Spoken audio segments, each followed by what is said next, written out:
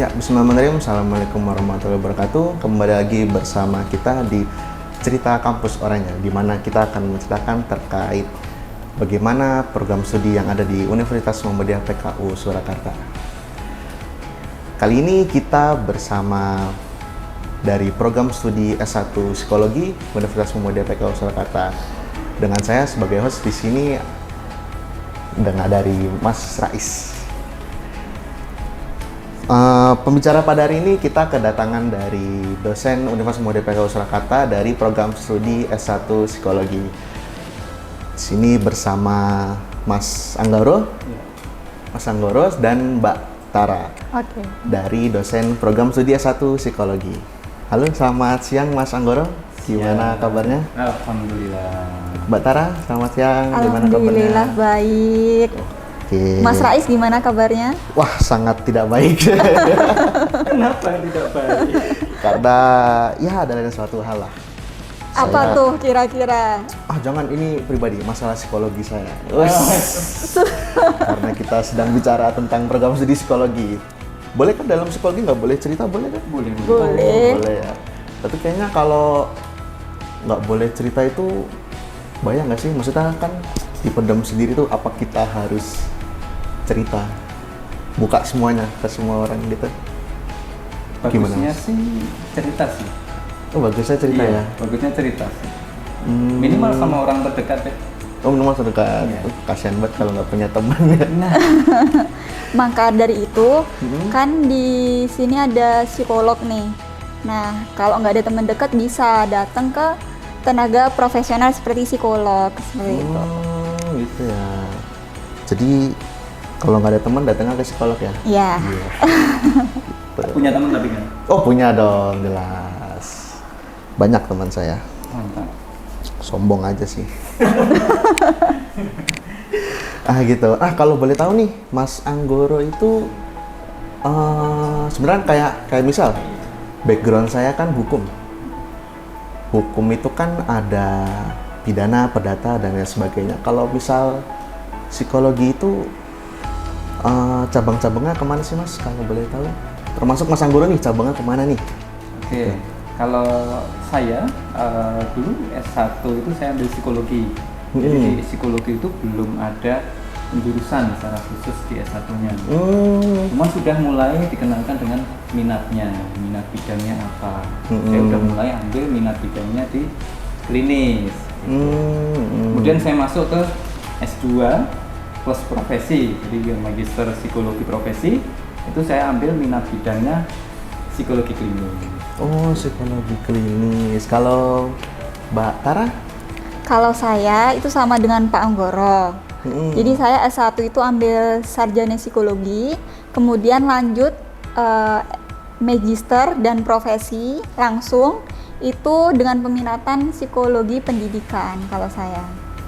Psikologi pendidikan lah. Bedanya klinis dengan pendidikan apa tuh? Kalau klinis lebih ke arah mana tuh? Kalau di klinis itu lebih mengarah ke bagaimana kesehatan seseorang, mungkin juga terkait dengan komorbidnya atau mungkin kalau ada gangguan penyerta lainnya, misal kalau ada orang yang gangguan depresi nih, tapi juga komorbid dengan gangguan fungsi hatinya, fungsi hati livernya misalnya. Oh, lebih kayak ke dokter ya? Ya, jadi lebih di kesehatan. Oh, kalau Mbak Tara pendidikan tuh gimana? Kalau di pendidikan itu lebih fokus ke permasalahan-permasalahan akademik, misalnya balita atau remaja di sekolah yang memiliki permasalahan akademik. Nah, itu biasanya dengan psikolog pendidikan. Jadi permasalahan-permasalahan akademik kayak gitu. Oh, berarti yang kurang pintar itu ke Mbak Tara gitu? Bisa dibantu dengan psikolog. Mungkin kan orang-orang yang kurang pintar itu bukan berarti nggak pintar ya sebenarnya. Cuman mungkin dia punya kecerdasan lain yang non akademik yang belum ketahuan nih. Nah, dengan psikolog pendidikan ini bisa digali lah. Kira-kira dia itu punya kecerdasan apa sih selain akademiknya gitu. Oh, jadi tugas Mbak Tara itu nyari kecerdasan seseorang ya? Bisa. Oh, itu. Buat teman-teman yang belum cerdas.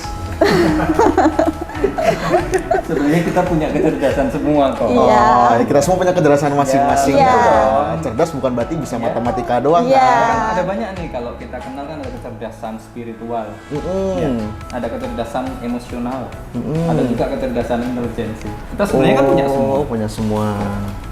Oh, kalau sekarang saya dites gitu bisa nggak dari ngobrol doang? Saya kecerdasan saya apa nih gitu? Nggak bisa ya? Apa ada Mungkin. tesnya tersendiri? Kalau misal dilihat sekilas nih, misal, oh saya ngelihat Mas Rais kayaknya punya kecerdasan dalam berkomunikasi deh. Gitu. Gitu, contohnya gitu kalau sekilas-sekilas aja. Tapi kalau Sekilas-sekilas aja. lebih mendalam sih biasanya dilakukan psikotes. Oh gitu. Atau enggak dari Mas Anggo, misal dalam klinis bisa menilai orang, berarti bisa menilai, pandangan saya nih, berarti bisa menilai orang sehat atau tidak dari ngobrol doang gitu-gitu, bisa nggak? Tentu banyak cara penilaiannya ya, nggak cuma sekedar ngobrol. Kalau di psikologi itu ada, kita pakai pengamatan, jadi kita mengamati, mengobservasi. Kita juga pakai dengan metode wawancara juga, atau mungkin kalau di psikologi ada istilah konseling juga.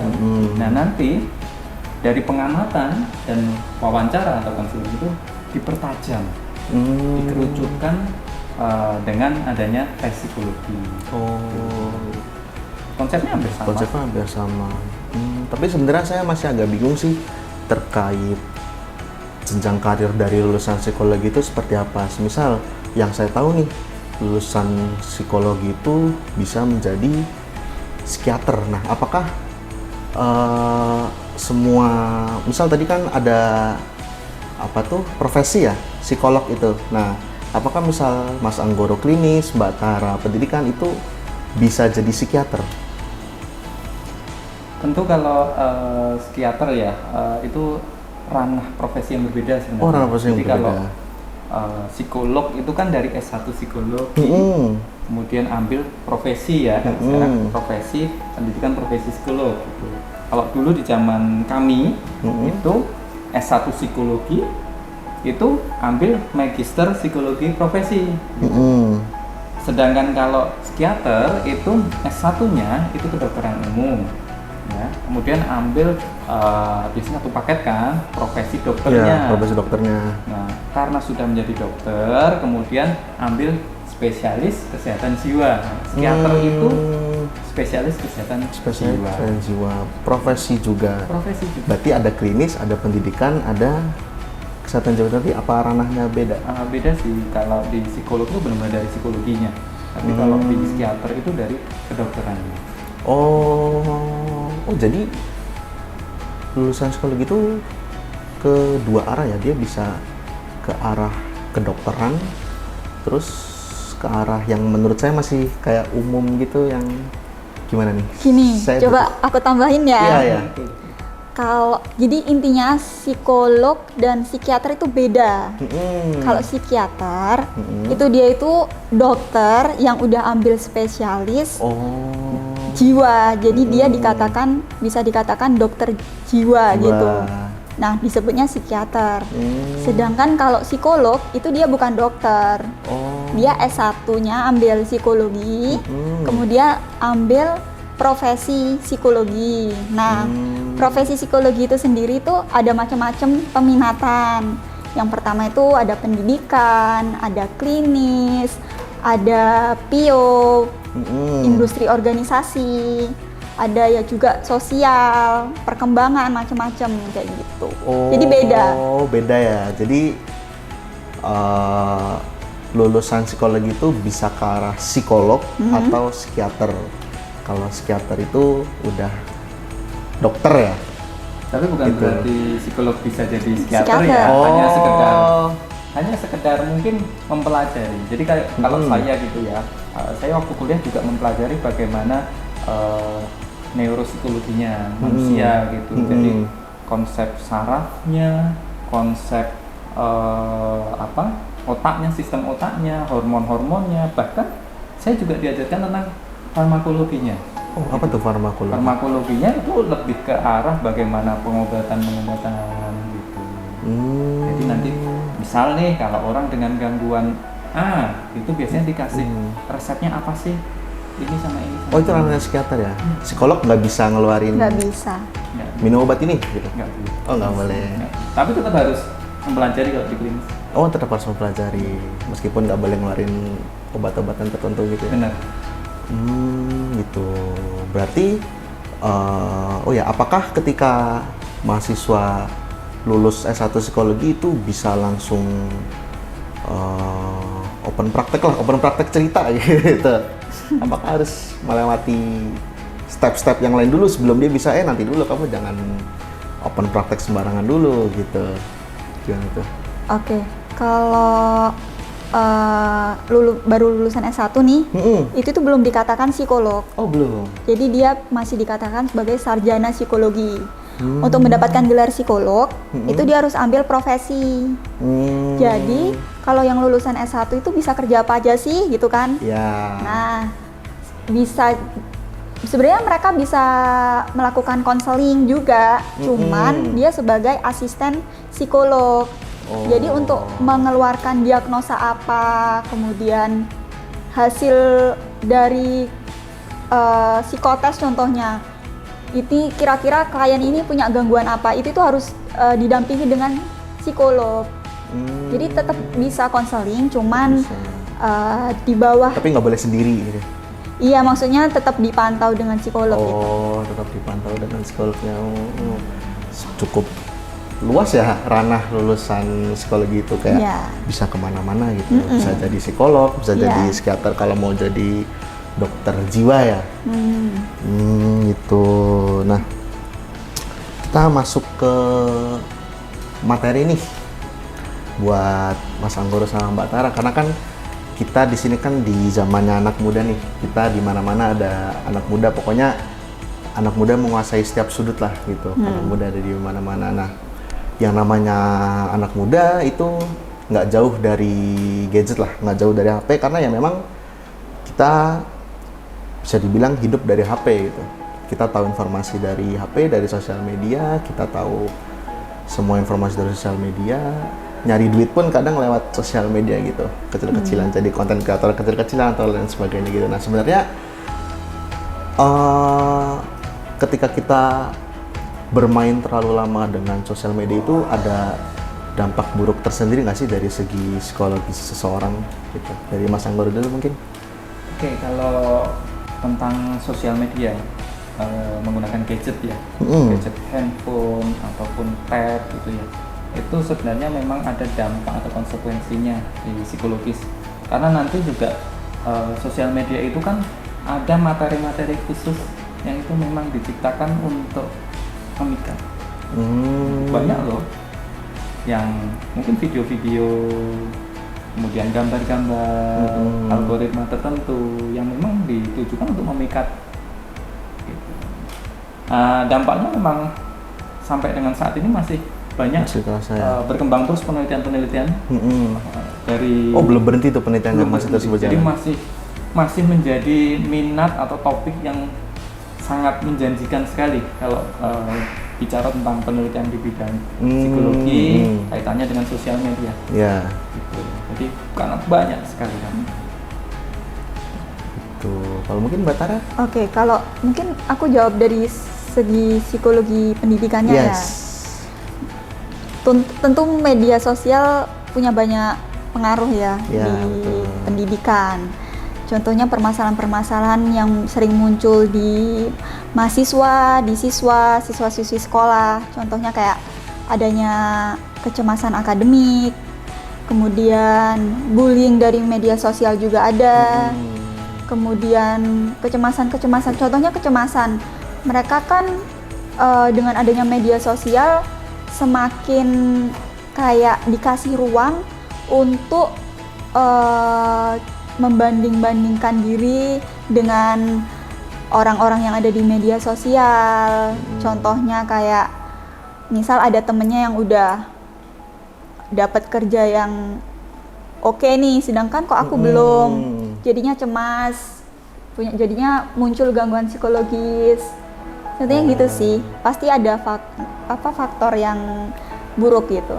Oh, tapi gangguan psikologis sebenarnya ada apa aja sih? Kayak kalau yang aku lihat orang itu terlalu cepat untuk menjudge, kalau menurut saya terlalu cepat untuk menjudge diri dia sedang gangguan psikologi gitu. Misal dikit-dikit cemas, terus dikit-dikit ngerasa mental saya lagi nggak baik nih, gitu, saya butuh healing atau lain sebagainya. Karena kan sering gitu kan, kita lebih sering cepat menjudge diri kita atau seseorang gangguan mental daripada kita tanya ke psikolog langsung gitu. Sebenarnya ada apa aja sih gangguan mental gitu yang bisa dikategorikan dalam beberapa kategori gitu, gimana?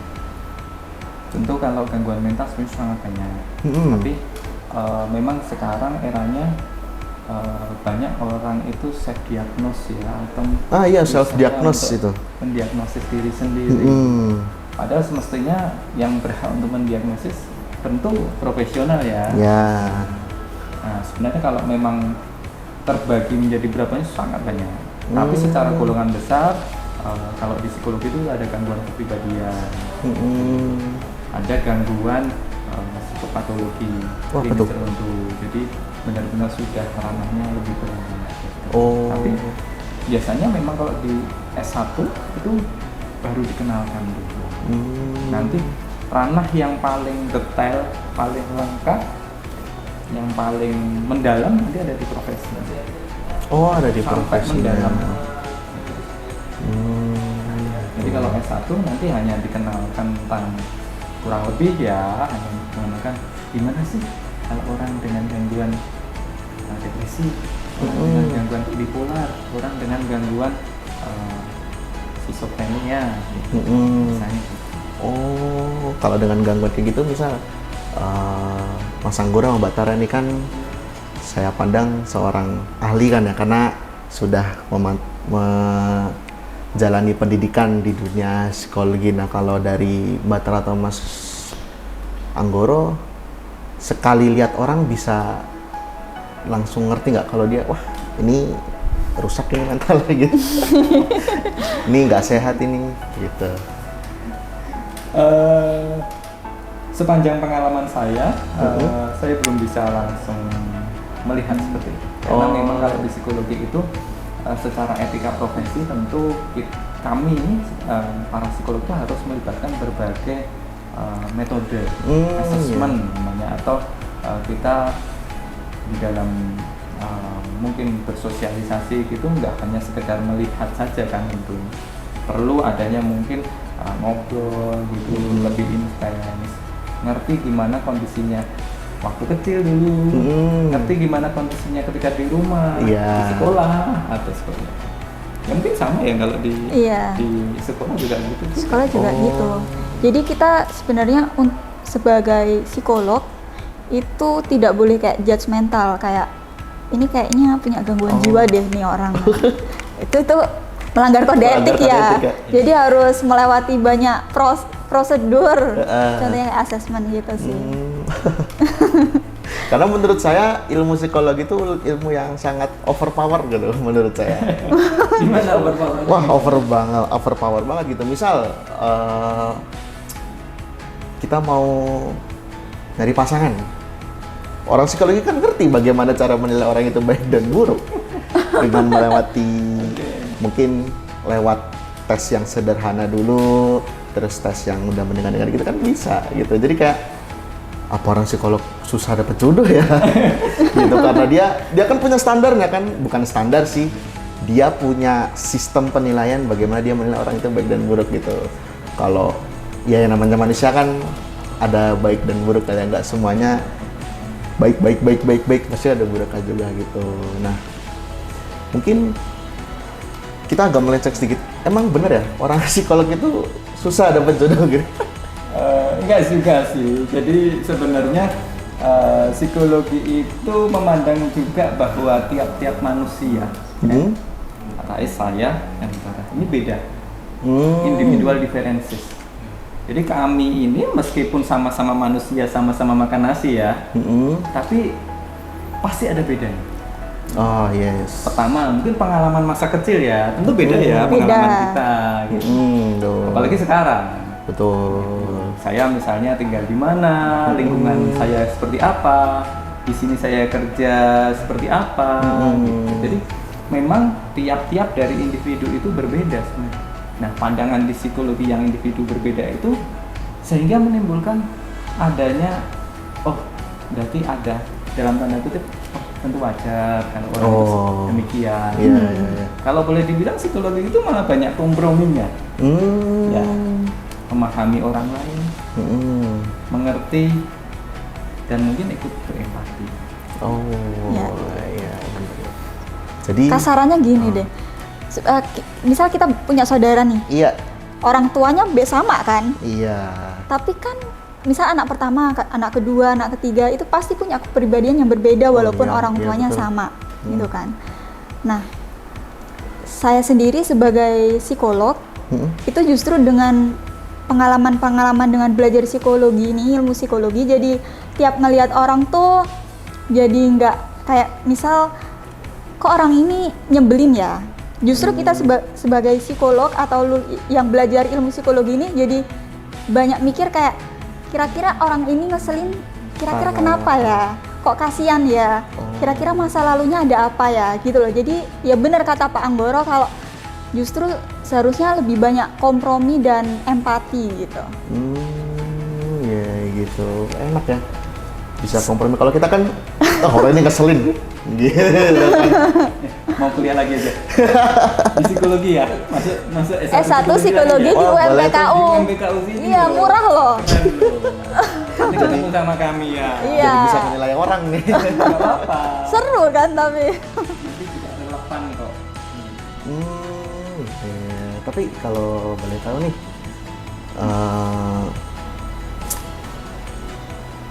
terlihat baik di depan orang tua tapi buruk di belakangnya itu gangguan mental loh.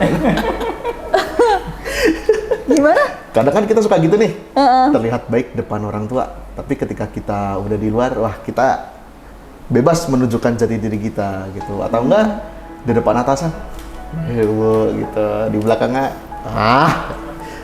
Seperti playing victim ya. Tapi tentu kami belum bisa mengambil satu kesimpulan dari iya. 1-2 kalimat itu, karena memang banyak sekali gejala-gejala yang itu harus dipelajari dalam sebuah penegakan diagnosis kalau di psikologi. Jadi kalau boleh dibilang psikologi itu benar-benar membahasnya itu dari berbagai sisi. Jadi bagaimana sih emosinya orang itu, bagaimana sih perilakunya yang tampak seperti apa. Kemudian latar belakang mungkin masa kecilnya, latar belakang lingkungan sosialnya itu akan juga nanti jadi salah satu yang berkontribusi untuk penegakan diagnosis itu. Yang mungkin menjadi batasan bahwa kami itu nggak bisa langsung judgement, oh itu kondisi mentalnya terganggu. Tapi mungkin ya bagi yang udah profesi psikolog, minim ya yang di sarjana psikologi itu udah ada radar yang udah gerak terus gitu loh. Jadi kalau kita bicara tentang seseorang itu radarnya udah mulai. Jadi kita berusaha untuk memahami kayak tadi yang ini apa ya. Bentar deh, dari tadi aku lihat Mas Rais kayaknya mulai tertarik ini ya untuk kuliah di psikologi gitu ya.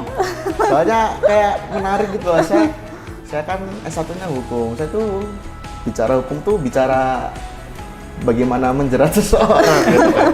Bagaimana kita tahu itu perbuatannya dia, apakah ada unsur kesalahan dan sebagainya. Nah, kita istilahnya gini, kita belajar akibat dari perbuatan seseorang.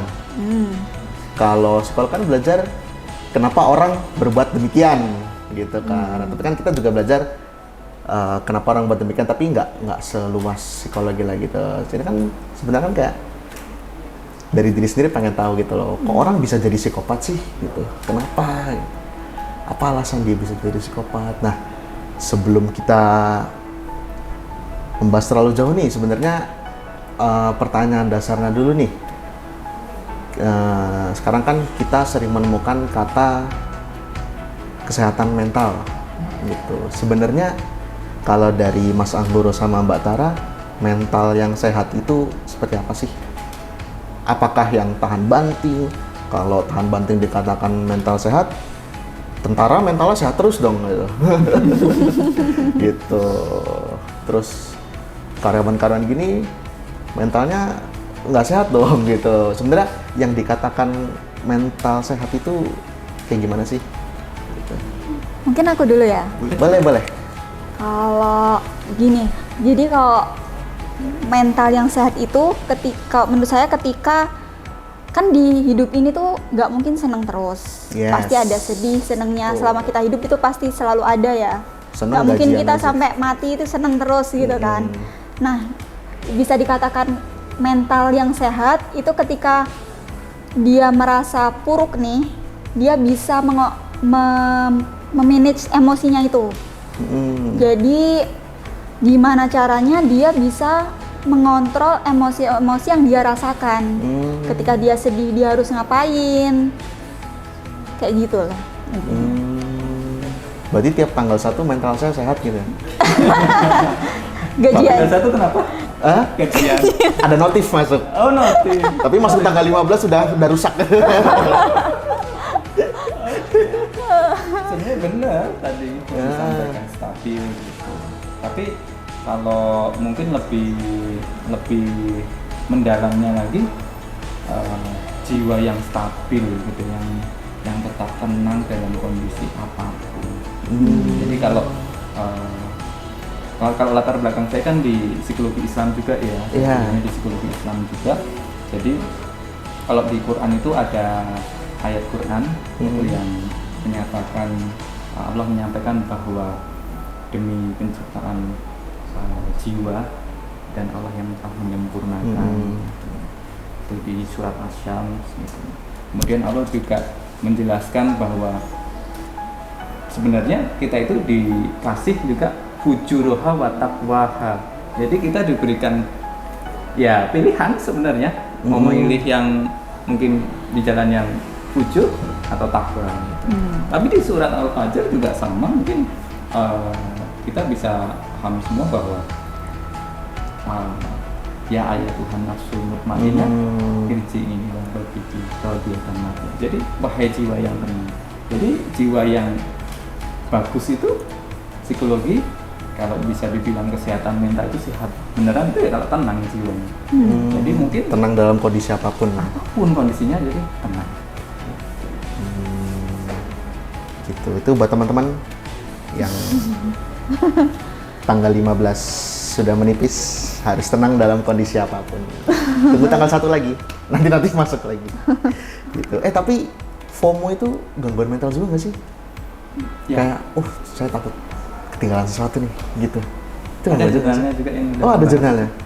Jadi FOMO itu udah masuk kategori udah mulai ketakutan nih, gitu. Udah mulai. Jadi kalau kami itu udah radarnya, ini mulai terus dianalisa lagi. Tapi benar. Bener ya? Benar. Oh, jadi kayak, wah saya ketinggalan tren sesuatu nih. Bahkan Merasa ada loh bersalah gitu. yang mungkin kita nggak kerasa ya. Kita nggak kerasa nih. Ada nggak? Pernah nggak mungkin kalau ada kita saat-saat tertentu kita upload status, story gitu, atau picture apa, video apa, terus kita berkali-kali itu lihat udah di view belum ya? Udah di view atau belum sama si A, si B gitu. Oh, menargetkan seseorang tertentu gitu. Iya, itu mulai ada kebutuhan untuk validasi. Dia ingin mendapatkan validasi. Kalau dari Bentar, saya, FOMO bisa dikatakan gangguan psikologis yang berat itu ketika dengan FOMO itu dia mulai terganggu nih kehidupan sehari-harinya. Contohnya jadi sulit tidur, jadi nggak ada nafsu makan, gitu sih. Jadi sebenarnya kalau FOMO itu kan contohnya kalau FOMO kayak pengen ikut-ikutan ya. Iya. Itu sebenarnya bisa dilihat dari sisi positif. kalau Yes. dari saya. Itu misalnya ada teman yang berprestasi nih. Kita pengen ikut-ikutan, pengen kayak gitu juga nih. Tapi dia tangkapnya dari sisi positifnya. Dia jadi giat belajar. Jadi untuk biar bisa kayak temennya itu kan sebenarnya hal yang positif ya. Intinya bisa dikatakan gangguan psikologis ketika aktivitasnya sehari-hari itu menjadi terganggu gitu. Iya. Benar. Gitu ya. Sampai mempengaruhi. Sebenarnya saya juga FOMO sih, tapi FOMO saya itu bertabrakan sama gangguan jiwa yang lainnya. Apa itu? Wah, Apa itu? saya FOMO mau coba lari di Manahan. Tapi saya ketabrak insecure yang lainnya, sepatunya bagus-bagus. Jam tangan saya masih jelek, kadang kan gitu kan. Sekarang kan lagi wah, semua konten kreator lari keren-keren nih, gitu. Ah mau coba lari, yang lainnya larinya bagus-bagus semua, kan jadi nggak jadi ya. Gitu. Besok boleh lari sama saya. Wow, boleh. Boleh. Itu, berarti FOMO itu nggak selamanya negatif ya, bisa jadi positif juga. Tapi kalau menurut Mbak Tara sama Mas Anggoro, ada penurunan kualitas dari anak muda nggak sih? Sebenarnya kan kayak karena kan mungkin kita kelahirannya nggak terlalu jauh ya. Saya dulu waktu kecil mengalami ya yang namanya didikan orang tua itu keras lah. Didikan guru juga keras gitu. Bahkan sampai fisik juga kena, dan itu it's okay, no problem gitu. Karena kita tahu kita salah gitu. Nah kalau sekarang kan itu menjadi hal yang hal yang berbahaya gitu, hal yang tidak boleh dilakukan. Nah, apakah terdapat penurunan kualitas dari segi mental anak-anak sekarang menurut Mbak Tara dulu deh? Kalau menurut saya mungkin beberapa aspek yang mengiyakan ya dengan hal itu. Contohnya kayak dengan adanya media sosial sekarang, kualitas anak-anak sekarang itu jadi kayak skillnya dalam bersosialisasi, berkomunikasi itu jadi turun karena mereka terlalu fokus dengan apa yang ada di media sosial. Tapi di balik itu juga punya hal-hal positifnya nih. Contohnya gimana tuh? generasi sekarang itu semakin kreatif, semakin terbuka dengan adanya gangguan kesehatan. Mereka sekarang sih yang aku lihat generasi zaman sekarang udah nggak malu ya untuk datang ke psikolog. Ya Kan? Kalau dulu kan malu, dikira gila gitu kan. Kalau sekarang kan enggak. Itu hal positifnya sih. Jadi mereka selain bukan masalah self diagnose ya, tapi dia udah mulai terbuka buat punya pikiran untuk datang ke psikolog. Itu udah bagus banget sih. Jadi mungkin kalau dari saya ya ada plus minusnya lah. Tapi kalau dikit-dikit psikolog itu hal yang positif atau negatif?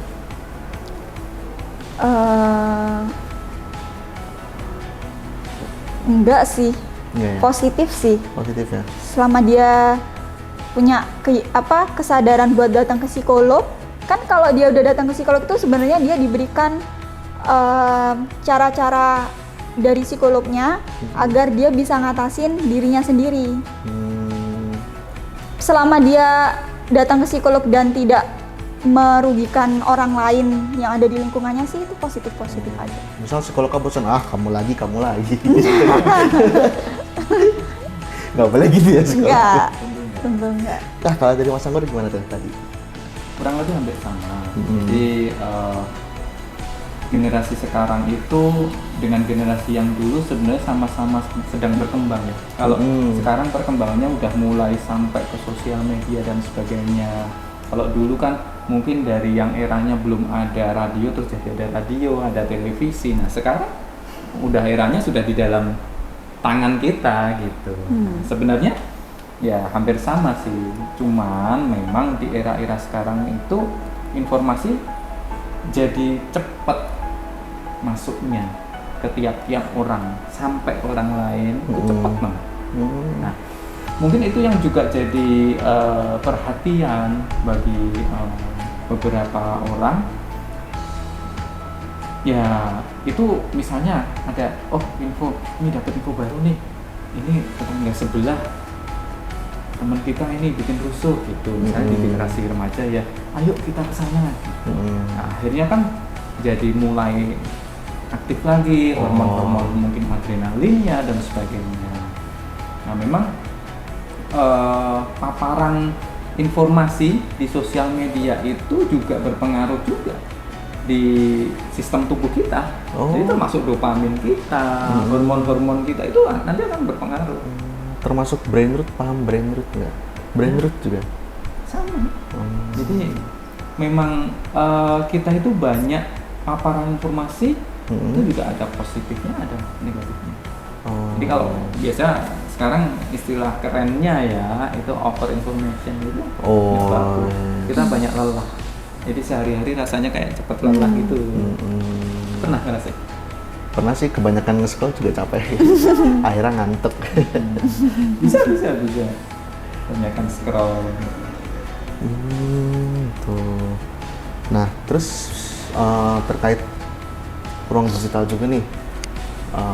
Sebenarnya seseorang itu baik dikasih ruang digital itu pada umur berapa sih? Karena kan kadang ada juga nih orang tua anaknya rewel terus biar cepet diem kasih HP aja lah gitu, atau enggak aduh lagi sibuk anaknya nggak ada yang merhatiin, akhirnya kita kasih HP aja biar dia terpusat di sana, biar nggak kemana-mana gitu lah gitu. Nah, sebenarnya di umur berapa sih seseorang itu baik dikasih ruang digital? Kalau dari saya pribadi ya, Yes. saya pribadi itu saya berdasarkan berbagai macam literatur itu kalau anak-anak masih benar-benar anak-anak ya, belum masuk ke fase dewasa itu memang Anak-anak di umur berapa nih? ya kira-kira kalau jelas di bawah balita itu no. Yes. Tidak.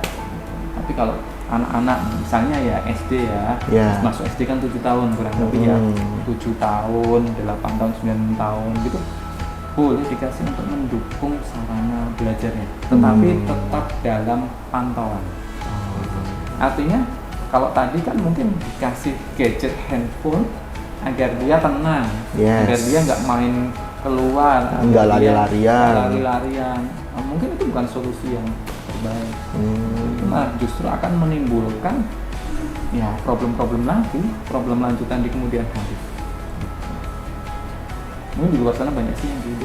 Iya kan. Nah, mungkin ini juga bagian dari tugas kita ya, mengedukasi bahwa gadget itu bukan satu-satunya solusi untuk anak.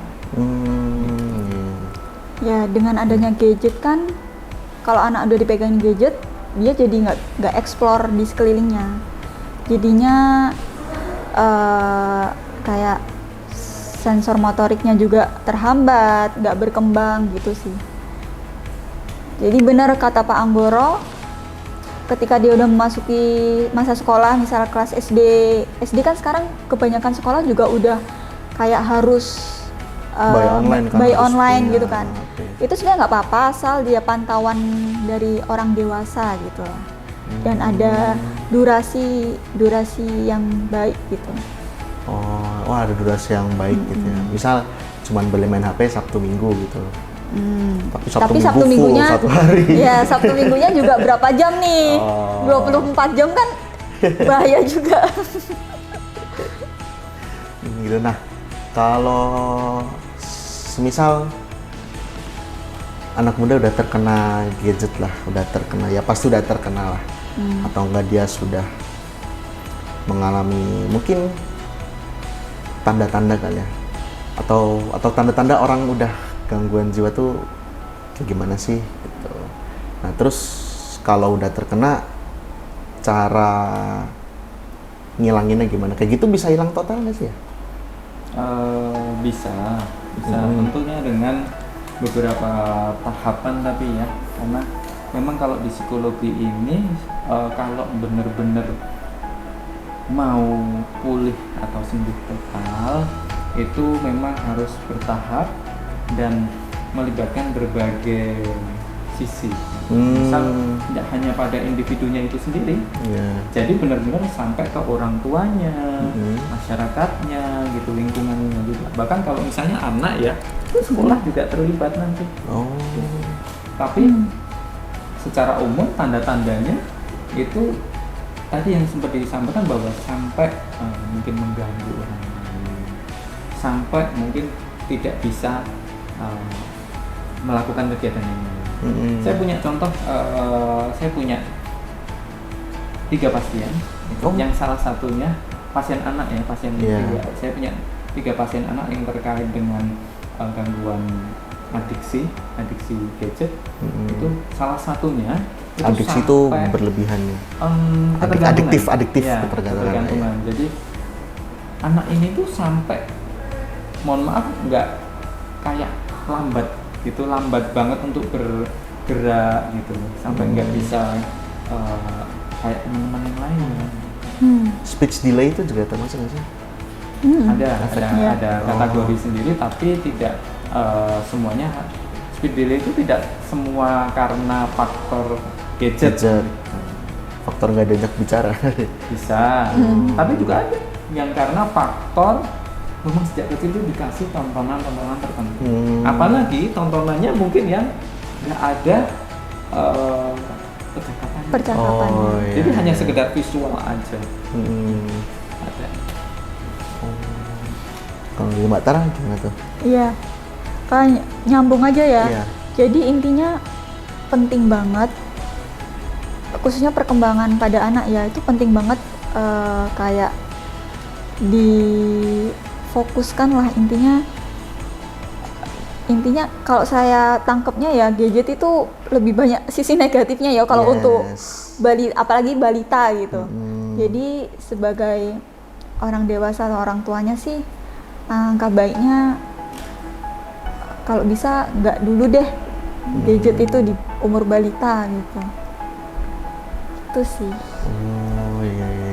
Nah, kita bicara banyak nih terkait bagaimana dampak gadget ke seseorang dari segi psikolog. Nah, tapi misal bisa nggak sih orang itu udah belajar S1 psikologi, S2 psikologi, udah profesi, tapi dia tetap gangguan jiwa, bisa nggak? Tentu bisa. Kayak dokter deh. Oh iya. Dokter, dia udah dokter tetap bisa sakit ya. Sama dengan psikolog. Psikolog kita udah profesi, udah mempelajari ilmu psikologi itu kayak gimana sih, jadi orang tuh harus kayak gimana sih, mental yang sehat itu seperti apa sih, tapi juga nggak menutup kemungkinan udah belajar kayak gitu tapi dia tetap punya gangguan jiwa, itu bisa jadi banget. Jadi nggak tentu dia belajar dia kebal gangguan jiwa gitu. Cuman mungkin kelebihannya nih, seharusnya sebagai yang belajar ilmu psikologi kan dia jadi lebih paham nih, oh aku ini punya keadaan aneh deh di diriku, jadi makin bisa sensornya ada ketimbang yang nggak belajar tentang psikologi gitu. Jadi tertarik kan belajar psikologi? Jadi tertarik. Agak gimana gitu? Bisa loh nanti, kan udah kuliah hukum nih, terus masuk lagi kuliah di psikologi gitu, sampai tapi psikologinya di UMPKU pastinya. Jadi di sini kan murah ya. Iya. Tapi kalau hukum langsung S2 psikologi bisa nggak? S1 aja dulu. Iyalah, S1 nanti biar aja lebih dulu. mengenal lebih dalam. Karena kan nanti juga bisa loh jadi psikolog forensik. Oh iya, forensik itu dari psikolog ya? Iya. Bisa psikolog forensik. Jadi nanti kayak misalnya udah pengalaman kuliah hukum, malah bagus nilai kelas, nanti masuk ke psikologi, S1 psikologi kan. Jadi kalau udah ambil profesi psikolog, pendidikan profesi psikolog, terus ambil peminatan psikolog forensik. Psikolog forensik. Oh, ada di situ. Mantap itu. Jadi detektif Conan ya. Menarik itu. Nah, kita udah berbincang panjang lebar terkait dunia psikologi atau dampak ruang digital terhadap anak muda ya khususnya gitu. Nah ternyata sebenarnya menurutku cukup kompleks ya, cukup apa ya, kayak kalau kebanyakan lakuin ini bisa jadi gangguan jiwa, terus kebanyakan ini intinya semua yang serba berlebihan kan yang nggak baik ya, gitu. Tapi kan yang namanya anak muda, kita hidup penuh di sosial media gitu kan, gitu. Ya lahirnya FOMO kan juga dari kita ini kan, zaman dulu kan nggak ngerti apa itu FOMO ya. Iya. Gitu. Mungkin dulu FOMO-nya main layangan, gitu kan. Main leker. Gitu, punya sepatu bagus, juga dulu FOMO juga itu, yang dapat mainan hadiahnya gitu. Gitu. Nah, oke, karena durasi kita sudah cukup lama berbincang terkait dunia psikologi bersama dosen-dosen kita, dosen dari Universitas Muhammadiyah PKU Surakarta. Untuk teman-teman yang minat untuk melanjutkan pendidikan tingginya di psikologi, Universitas Muhammadiyah PKU Surakarta ada S1 Psikologi. Buruan daftar, kita tunggu di sini. Oke, terima kasih atas waktunya. Sekian, Assalamualaikum warahmatullahi wabarakatuh. Waalaikumsalam warahmatullahi wabarakatuh.